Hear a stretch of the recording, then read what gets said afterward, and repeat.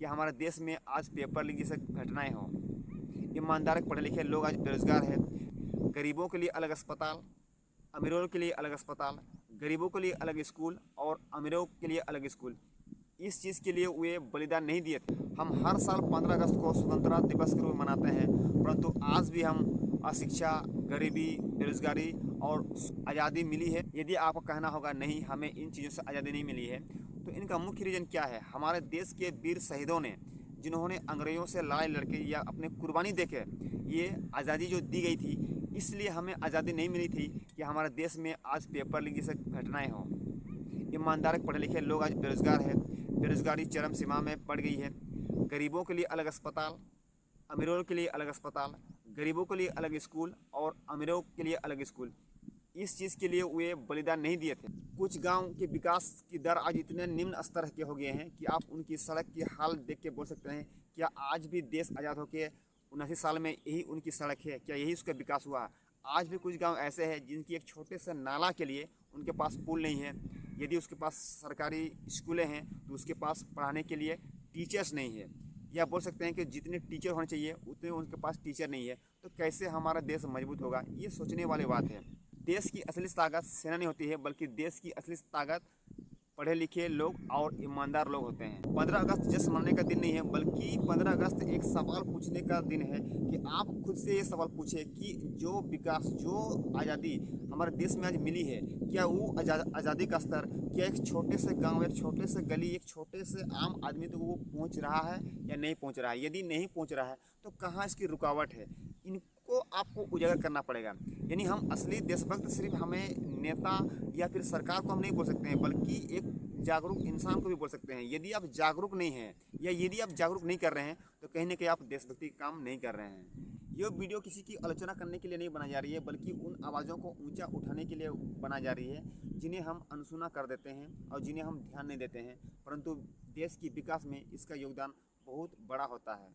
क्योंकि प्राय शहरों में तो हमें बड़े बड़े उद्योग और बड़े बड़े विकास की दरें या बड़े बड़े हम उसमें चीज़ें या विकास हम देख सकते हैं, परंतु वही चीज़ हम छोटे स्तरों में, छोटे गांव में हमें उनका स्तर विकास हमें नहीं दिखाई देता है। 15 अगस्त सिर्फ झंडा लहराने से नहीं होगा, बल्कि हमारे आसपास की जितनी भी समस्या हैं उस समस्या का समाधान का हिस्सा बनने से होगा। क्योंकि एक मजबूत भारत या मजबूत देश सिर्फ सरकार के हाथों में नहीं है, बल्कि एक जागरूक नागरिक से बनेगा। आज भी कुछ हमारे रेलवे स्टेशनों में ओवरब्रिज नहीं है। आज भी हमारे कुछ स्टेशनों में जो लोग होते हैं, जो यात्री होते हैं, वो हमारे सीढ़ियों पर बैठे हमें देखने को मिलते हैं। तो आप बताइए, इतनी देश आज 79 साल हो गए हैं आज़ाद होके, क्या हम इन्हीं सब चीज़ों को देखने के लिए आज़ाद हुए थे? देश की आज़ादी सिर्फ बड़े शहरों में नहीं, बल्कि खेतों में काम करने वाले महिलाओं की मजदूरी में भी होनी चाहिए, तभी हमारा देश एक मजबूत देश बन सकता है। 15 अगस्त एक छुट्टी का दिन नहीं है, बल्कि 15 अगस्त एक जिम्मेदारी का दिन है।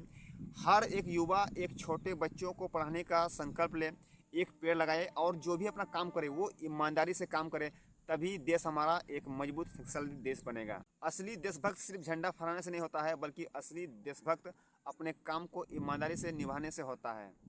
यदि आप चाहते हैं कि पूरे भारतवर्ष एक साथ मिल जाए, एक साथ काम करें, तो इसके लिए हमारा एक सिस्टम काम कर सकता है, वो है हमारे एजुकेशन सिस्टम। यानी भारत में जितने भी आज एजुकेशन सिस्टम में जो बोर्ड चल रही है, स्टेट बोर्ड, चेक बोर्ड, अब सीबीएसई बोर्ड, आईसीएसई बोर्ड, सभी बोर्ड को एक करना पड़ेगा। यानी कि प्राइवेट स्कूल में जो बोर्ड की पढ़ाई होगी, आपको सरकारी स्कूलों में भी वही आप बोर्ड की पढ़ाई होगी, तभी हमारा देश एक होगा। क्योंकि आप जरा सोच के देखिए, अगर ग्रामीण क्षेत्र में जो बोर्ड की पढ़ाई हो रही है और शहरी क्षेत्र में जो बोर्ड की पढ़ाई हो रही है, जब दोनों ही बच्चे जब कहीं एग्ज़ाम देने जाएंगे किसी गवर्नमेंट एग्ज़ाम का, तो ग्रामीण क्षेत्र में का जो पढ़ाई का जो सिलेबस होता है कुछ अलग होता है, और शहर क्षेत्र का जो स्कूलों कॉलेज में जो पढ़ाई होती है उसका सिलेबस कुछ अलग होता है। परंतु जब किसी गवर्नमेंट एग्जाम में कहीं वैकेंसी निकलती है तो दोनों ही क्षेत्र के या फिर दोनों ही स्कूल के बच्चे उसमें भाग लेते हैं। तो ज़रा सोच के देखिए, जो बच्चे का सिलेबस निम्न स्तर का होंगे वे उस एग्ज़ाम को कैसे पास कर सकते हैं? अगर ये पास भी करेंगे और यदि उसमें भ्रष्टाचार नामक चीज़ यदि आ जाएंगे तो बच्चे कहाँ से माने गवर्नमेंट एग्ज़ाम ले पाएंगे? तो उस समय क्या होता है, हमारे क्षेत्र में बेरोजगारी की संख्या बढ़ती जा रही है। तो ये भी इसका मुख्य कारण हमें आज देखने को मिल रहा है।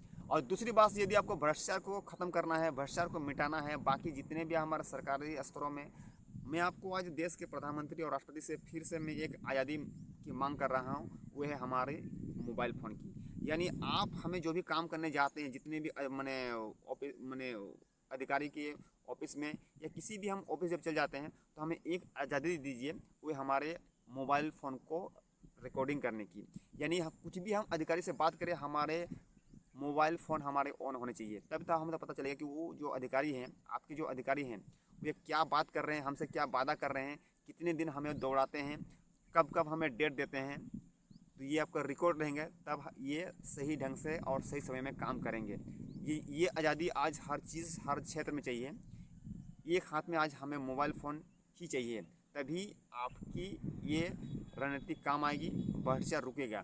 यदि आप इस टाइप का यदि मोबाइल, क्योंकि आपका सीसीटीवी कैमरा आप ही के तक ही सीमित हो जाता है, परंतु यदि आम आदमी के पास में मोबाइल फ़ोन होंगे तो ये फुटेज आप तक पहुंच सकती है। जय हिंद, जय भारत।